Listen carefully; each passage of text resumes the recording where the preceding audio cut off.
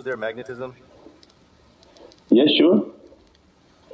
If they didn't achieve it with a level of purity and they felt a little bit of magnetism, then sure, if they reverse the magnet then things can change. We described before in the understanding of love and the connection of love is a magnet, and when you study magnets it's a iron and they're magnetized. Allah creates the polarity that when somebody is attracted to somebody, Allah is allowing that polarity to come. So when Allah wants us to be attracted to the Divine, He changes the polarity of the person, you're now attracted to Allah, and then now you're attracted to the heart of Sayyidina Muhammad. So the good deeds, good actions, all these characteristics, then it's drawing ourselves closer into that polarity.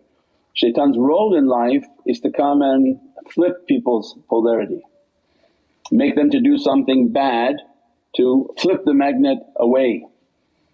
So as soon as they make istighfar, Allah brings the magnet back, right? So when we studied the magnets, if you hit the magnet, let's say the two are attracted, these two magnets, if you hit one magnet you can actually reverse the polarity of the magnet, in which it no longer attracts, it repels each other.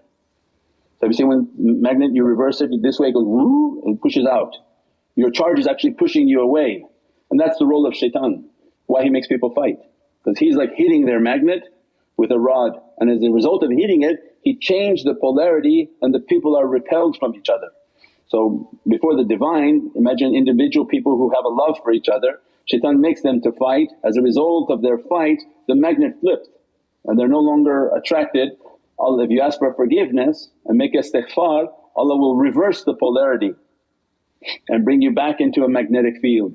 Reverse the polarity, but if we keep doing, or people don't ask for forgiveness and they start to abuse the relationship of each other as a result of shaitan hitting, then the polarity flips and they actually begin to repel each other. There's no way to bring them back into each other's presence, they have nothing to do with each other because the magnets of their reality have been pushed away. So our whole life is based on understanding magnetism. That's what istighfar is. As soon as we ask, Ya Rabbi astaghfirullah azim, that shaitan now hit my polarity, hit my magnet, I'm begging your forgiveness, then Allah flips it back. But a day may come if we keep doing bad, that Allah doesn't flip the polarity, and then we see or we hear from people, no matter how high, that they left Islam, they left their belief, they left everything. Their magnet was flipped away from Allah and towards the Dajjal, because they start to do crazy things that you can't imagine anybody with a mind thinks like that, and that's the polarity. The magnetism itself, it becomes weakened. It's like faith. So if the shaykh's practices have to continuously be strong, the love for Prophet has to be nourished, and the nourishment are the good deeds. That's why they go out and encourage people, give, support, do the recitation, do these projects, put out these videos, because they want the nazar of Prophet upon themselves, so that their magnet is continuously getting stronger and stronger, because Prophet is happy with those whom are doing these acts of love and ishq. And as a result all those whom are doing it, their magnets are becoming stronger. So it's the good deeds that make the magnetic pull to each other stronger and stronger and stronger. And that's what they don't understand about gravity. Whatever formula they have for gravity, they still don't understand it because they're into their mind.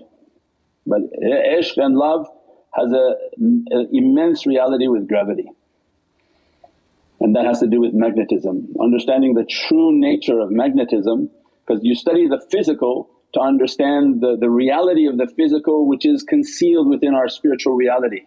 Because our spiritual light, how is it attracted to something? It's the magnetism of it, it's gravitational pull that it orbits around the love of Sayyidina Muhammad and begin to be pulled to it. If it should lose its gravity and lose that connection, it would be like an astronaut in space, just float away.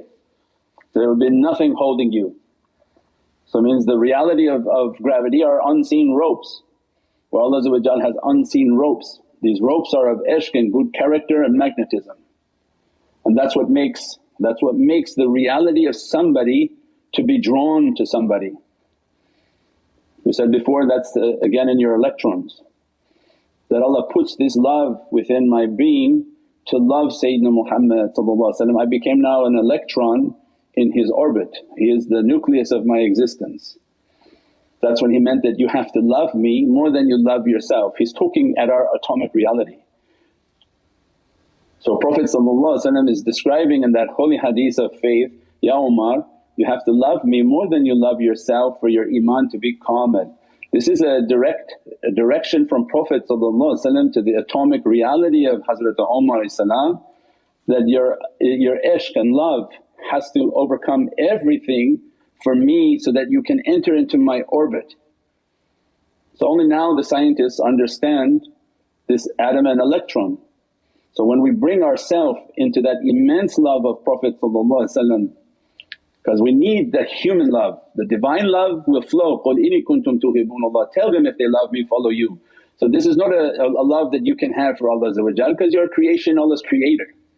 So Allah's giving us this hint that the best of my creation, the most beloved of my creation, move yourself into His holy orbit. And then think of yourself like an electron and He is the nucleus of my existence. So then what happens with your electron? It's a strong nuclear force and weak nuclear force. These are the two forces that hold an electron in the orbit of an atom, of a nucleus.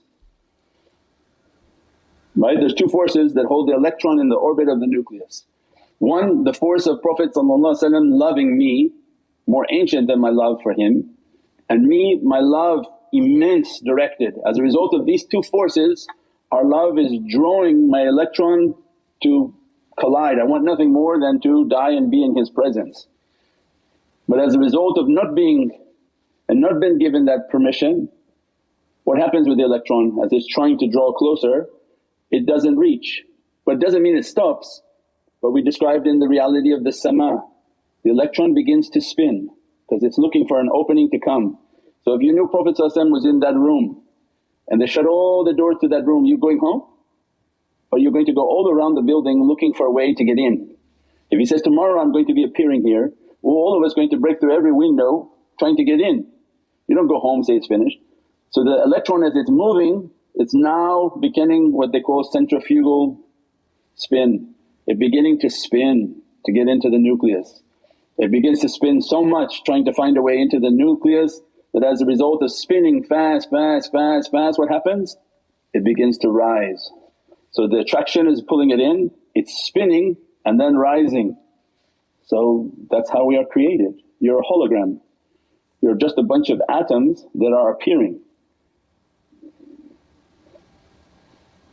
InshaAllah we'll leave that for another conversation.